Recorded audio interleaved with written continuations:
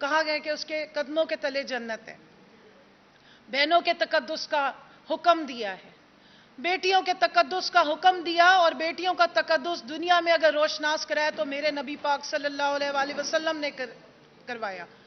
کس طریقے سے جناب فاطمہ تو زہرا رضی اللہ تعالیٰ عنہ تشریف لاتی تھیں تو کالی کملی والے سرکار اپنی کملی بچھا کے ان کو ویلکم کرتے تھے، ان کی عزت اور تکریم کر کے اپنی ساری امت کو دکھاتے تھے کہ یہ ہے بیٹی کا مقام.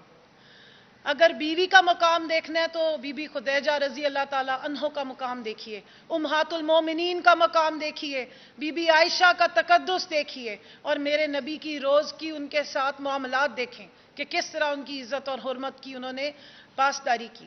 اور میرے نبی پاک صلی اللہ علیہ وآلہ وسلم کی ہی حدیث کا ایک مفہوم بیان کر رہی ہوں کہ کسی شخص کی شرافت کی، غیرت کی نشانی یہ ہے کہ وہ خواتین کے ساتھ حسن سلوک سے پیش آتا ہے، اور کسی شخص کے لعنتی ہونے کی دلیل یہ ہے کہ وہ خواتین کی بے حرمتی کرتا ہے.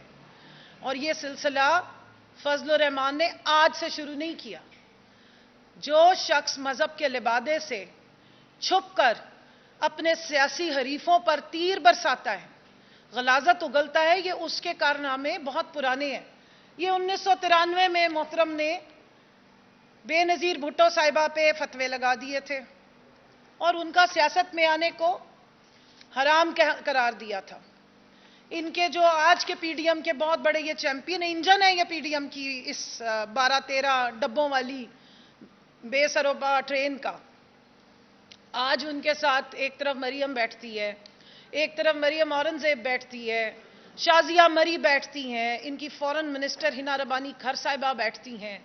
لیکن میں حیران ہوں کہ اتنی ساری خواتین، عظمہ بخاری ہو گئی، جن کی زبانیں تو اندر جاتی نہیں ہیں، لیکن جب سے اس شخص نے پاکستان کی خواتین پہ، سیاست میں پارٹیسپیٹ کرنے والی خواتین پہ انتہا کی غلاظت اگلی ہے، مجھے تو کہیں سے کوئی آواز سنائی نہیں دی. اگر آپ کی سنائی دی ہے، کہیں سے پتہ لگا ہے کہ کوئی تنقید ہوئی ہے، کوئی جوابی کارروائی ہوئی ہے، کسی نے اس شخص کو کوئی شٹ اپ کال دی ہے تو ضرور بتائیے گا. میں خواتین کے حقوق کی بات کروں، اگر جس طرح میں نے بیان کیا کہ میرے نبی پاک صلی اللہ علیہ وآلہ وسلم نے ماں کا جو مرتبہ انٹروڈیوس کرایا اپنی امت کو، اس کو آج تک ہم سر آنکھوں پہ رکھتے ہیں. اور جب میں نے اس شخص کی وہ غلیظ تقریر سنی تو مجھے سمجھ نہیں آئی کہ کوئی شخص اتنا سفاک، اتنا گھٹیا ہو سکتا ہے کہ قوم کی ماں کے خلاف اس طرح کی باتیں کر رہے ہیں، اس قسم کے غلیظ زنا جیسے الفاظ کا استعمال کر رہے ہیں ماں جیسی ہستی کے لیے. میں صرف اتنا کہنا چاہتی ہوں، یہ دین کے ٹھیکیدار بنتے ہیں، یہ سمجھتے ہیں کہ دین پہ ان کی اجارہ داری ہے. اللہ نے مسلمانوں میں کسی کو دین کا ٹھیکیدار نہیں بنایا. جو علم حاصل کرے وہ علم کی معراج پہ پہنچتا ہے. میں ان سے پوچھنا چاہتی ہوں اور آپ سب کو بتانا چاہتی ہوں کہ قذف کی سزا صرف اس شخص کے لیے جو کسی خاتون پہ زنا کا الزام لگائے اور پھر اس کو پروو نہ کر سکے تو اس کو 80 کوڑوں کی سزا دینے کا حکم ہے. اس کے برعکس باقی کسی جرم میں اس طرح کا معاملہ نہیں ہے کہ الزام لگانے والے کے اوپر اتنا بڑا جو ہے وہ سزا دی جاتی ہو. تو یہ شخص کون سا دین فالو کر رہا ہے، یہ کس کے احکامات کو فالو کرتا ہے، اور یہ کس مذہب کا پیروکار ہے جو یہ اپنے نام کے ساتھ مولانا لگاتا ہے اور اپنے آپ کو دین کا ٹھیکیدار کہتا ہے. پاکستان کی خواتین کی اس نے تذلیل کی.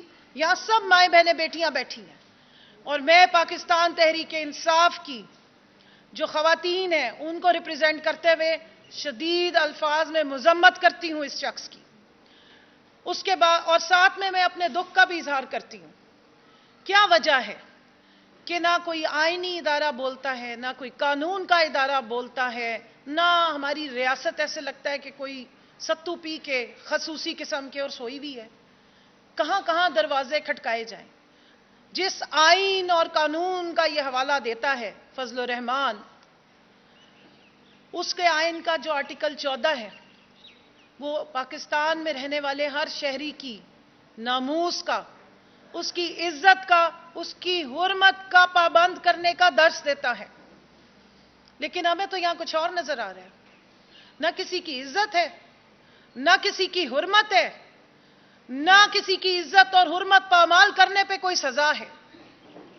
میں سوال پوچھنا چاہتی ہوں اپنی آئینی اور قانون کو پابندی کروانے والے اداروں سے، میں اپنی سپریم کورٹ آف پاکستان سے پوچھنا چاہتی ہوں، ہم کہاں جائیں گے جب خواتین پہ الزامات لگتے ہیں، جب بزرگوں کو گھروں سے پکڑ کے مارا پیٹا جاتا ہے، جب ان کو ننگا کر کے تشدد کیا جاتا ہے، آپ کے پاس آ کے لوگ احتجاج کرتے ہیں، فریاد ڈالتے ہیں، لیکن آپ بات ہی نہیں سنتے، تو ہم کس کے پاس جائیں؟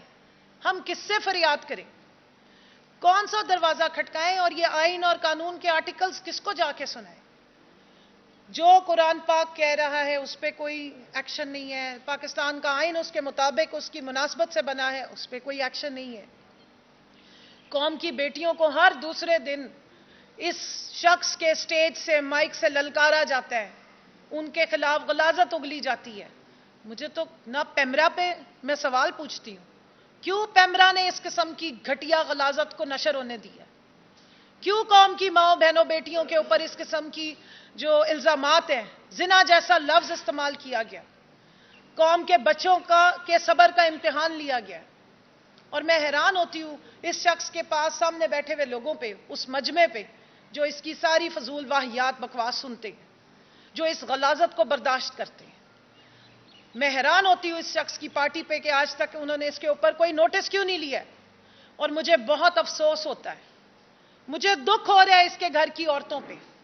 میں ان سے اظہار ہمدردی کرتی ہوں اور افسوس کرتی ہوں، انا للہ و انا الیہ راجعون کہہ کے، کہ اس قسم کا شخص آپ لوگوں کے خاندان کا سربراہ اور آپ کی نمائندگی کر رہا ہے۔ کوئی شخص مجھے مولانا فضل الرحمان کی والدہ کا نام بتانا پسند کرے گا؟ کیسی خاتون ہوں گی، دنیا سے چلی گئی ہیں، کیا ان کے دل پہ گزرتی ہوگی یا ان کے اوپر کیا بیتتی ہوگی جب ان کا بیٹا یہ کارنامے کرتا ہے کہ قوم کی تمام ماؤں کے اوپر الزام لگاتا ہے؟ اس کے گھر کی بھابیاں ہمارے ساتھ بیٹھتی تھیں، افسوس ہوتا ہے مجھے ان پہ، جو اتنے الفاظ کا استعمال اسمبلی میں کرتی ہیں۔ آپ تھوڑی سی اخلاقی ہمت کریں اور اس شخص کو ایکسپوز کریں، اور اس کے برعکس میں بالکل ڈٹ کے بولنا چاہوں گی، مجھے فخر ہے اپنے لیڈر عمران خان پہ، پوری دنیا میں وہ استعارہ بن گیا ہے اپنی ماں کا نام روشن کرنے والا۔ بچے بچے کو پتہ ہے کہ عمران خان کی ماں کا کیا نام ہے، کیونکہ بیٹا ہو تو پھر ایسا ہو، کیونکہ بیٹا ہو تو پھر ایسا ہو جو بتائے کہ میری ماں کو ایک تکلیف ہوئی تھی، میں نے قوم کی ماؤں کے لیے شوکت خانم جیسا ادارہ کھڑا کر دیا ہے، نہ صرف لاہور میں کھڑا کیا ہے، پشاور میں بھی کھڑا کیا ہے، اور اب کراچی میں بھی تیار ہے۔ ایسے بیٹے پیدا کرنے کی میری جیسی ماؤں کو ہمیشہ حسرت رہی۔ لوگ ترستے ہیں کہ کاش ایک ایسا بیٹا اللہ میاں دے دے جو جس کی ماں کا نام پوری دنیا کو معلوم ہو، ان کو گوگل پہ جا کے ڈھونڈنے کی ضرورت نہ پڑے کہ کون سی ماں تھی اس شخص کی۔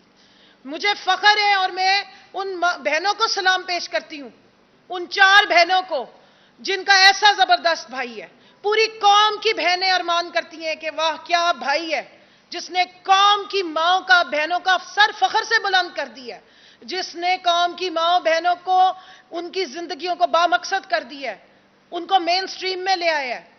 فخر ہوتا ہے ان بیٹیوں کو جو دیکھتی ہیں عمران خان کو، جو پوری قوم کی بیٹیوں کو اپنے ممبر سے، اپنی سٹیج سے مخاطب کرتا ہے میری بہنوں کر کے، ان کو عزت دیتا ہے، ان کا احترام کرتا ہے، ان کی سروں پہ چادروں کا حکم بھی کرتے ہیں اور ہماری تربیت کرتے ہیں۔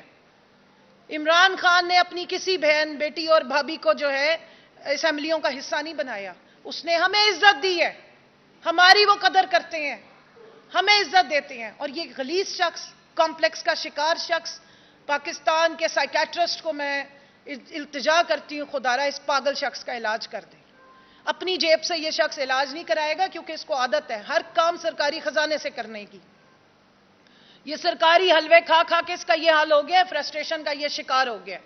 آپ سے پلیز گزارش ہے، مفت میں اس شخص کا علاج کر دیں تو شاید کوئی بہتری آ جائے، تو پاکستان کی باقی ساری جو بہنیں بیٹیاں اور مائیں ہیں وہ اس کے زبانی گھٹیا غلیظ حملوں سے بچی رہیں۔